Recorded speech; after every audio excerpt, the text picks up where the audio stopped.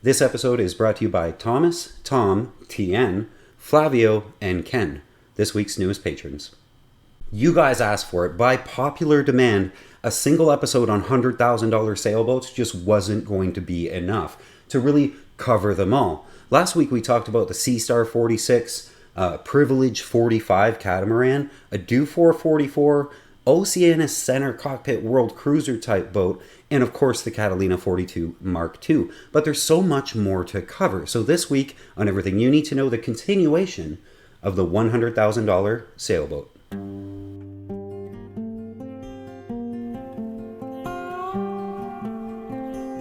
Now, we typically draw the line at about 50 feet in these episodes because our target is usually a boat that two people can comfortably handle if they take it cruising, but sometimes we have to dream a little bit bigger when something like this boat comes up.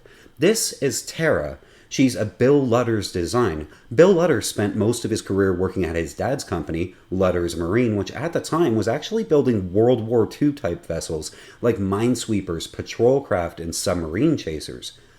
Bill Lutters has his name on the design of a lot of very cool boats, like the 1958 America's Cup boat Weatherly. He also designed the American Eagle, which was successfully raced all the time and owned by media mogul Ted Turner.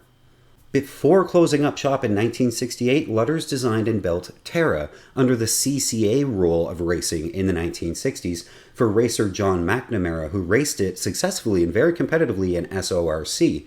Tara is a yawl rig and very, very comfortable as a racer, but also very comfortable as a potential cruising boat. Now, this may not be something you want if you're interested in like production-style cruising boats, but if you're looking for something very fast in a world cruiser that has already seen the worst the oceans have to offer, then this thing is an amazing option. Obviously, with its age and millions of miles on it, it will be a labor of love.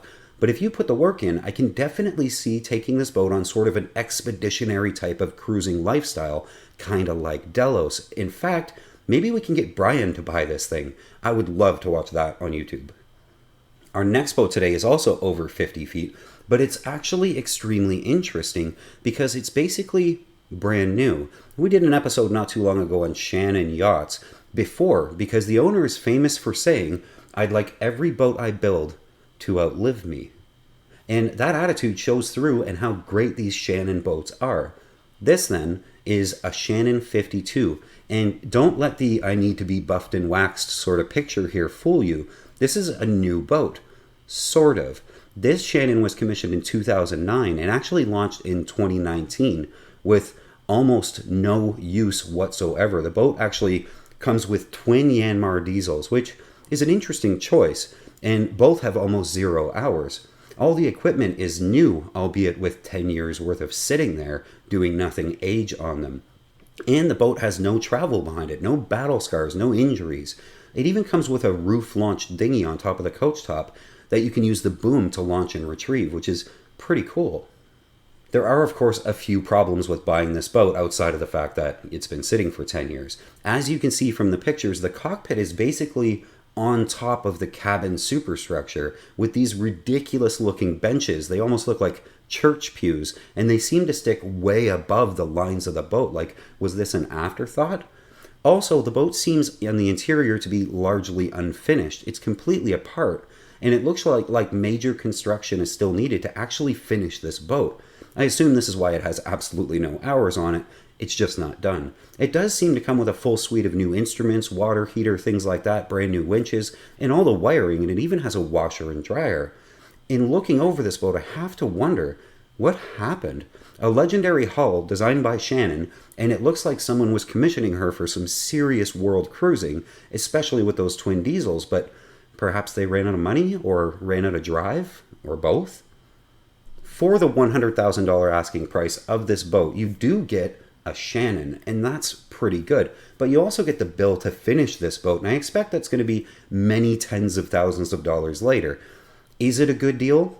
Well, you do end up with a 52-foot go-anywhere style of world cruising boats. I think you'd really have to go look at this boat and have a lot of quotes done on getting it finished before you commit to actually spending the money and buying it. But it will take you anywhere in the world you want to go with a very high level of safety and comfort. Our next victim today is what looks like a great boat on the surface for cruising, with one caveat.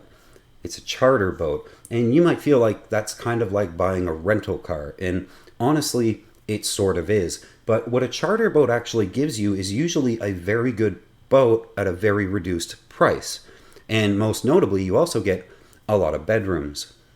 This retired charter boat is newer. It's a 2006 Beneteau 51.5. And what's more, it's a twin helm, which is super cool. And it has been quote unquote professionally maintained, though I'm not sure what that means as a Caribbean charter boat, but it does give you 4 standalone cabins. For most people, I think we'd much rather have an owner's version of a boat like this with 3 cabins or even 2 cabins. But some people will want to take a look at this because it is 4 dedicated staterooms for guests or a large family. And hey, maybe the dogs could even have their own bedroom.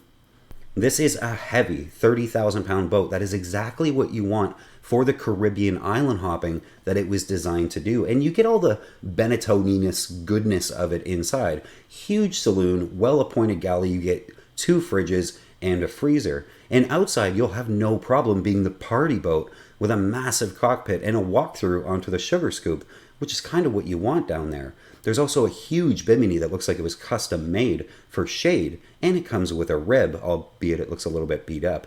And it's hard to find a 50-footer that's in this reasonably good shape for under $100,000. But if that's what you're after, maybe a charter boat is something that you should look at.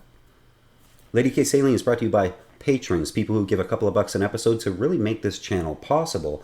I want to give a huge thank you and shout out to all the existing patrons that have brought us this far and continue to support the videos.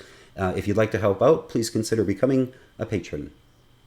Next up, we have another Bruce Roberts boat, and with those, it's hard to go wrong. So imagine you're a family of sailors or a group of friends, fairly large group, wanting to see the world in a more expeditionary type of boat. You want absolutes when it comes to rugged, no-nonsense design. And you want a catch rig so that you can make long ocean passages. And you want a keel that'll basically slap a shipping container out of the way and keep on sailing. And you want all that space for your friends and your sailing expedition doggo if you're bringing one. And you want it all for about $100,000. I give you the Bruce Roberts 45. Now it's a 45, so it's small enough to single-hand it, but it's big and heavy enough to cross oceans. This boat may be built in 1979, but it has been fully restored and completely retrofitted for world travel, like specifically that. Things like wind and solar, a life raft, a solid dodger, that's just the tip of the iceberg here. Honestly, the equipment list on this boat is pages long, and it might add up to $100,000 all by itself. I have no idea what this guy has into this thing. Inside, you won't get all that production boat stuff, but that's not what this boat is for. You won't just be island hopping the Caribbean in this girl. She wants to see the world. And honestly, the only real downside to buying this boat is that when you sail away to some far-flung anchorage in some beautiful location anywhere in the world, the boat's kind of just going to laugh at you because she's probably already been there. Now, I get people asking me all the time, I don't want a production style boat, Tim. I want to do a lot more expeditionary cruising, not just the islands in the Caribbean. I want to do the Med and I want to see most of Europe. I need something that can handle it. And I don't want to buy a new boat in 5 years because what I bought now can't do it. Well, here she is, freshly refit and ready to go. Every week, I can't wait to make these episodes to see what we find at each price point. I'm always excited, and I want to thank you guys for coming on this journey with me. It is a lot of fun. And for those who don't know, we have a Discord chat now that's always active, and I do routinely jump into chit-chat. We chat about boats, and occasionally 6 or 7 of us will be together one evening telling old war stories and having virtual drinks together. I'll leave a link in the description if you know what Discord is and you want to jump in on that. You need a microphone. Also, I'm going to head to the Annapolis Boat Show this year in October. If anyone wants to carpool or split hotel costs, save some bucks, please let me know. Until next time, guys, keep the heavy side down, but not all the way down. I'll see you next week.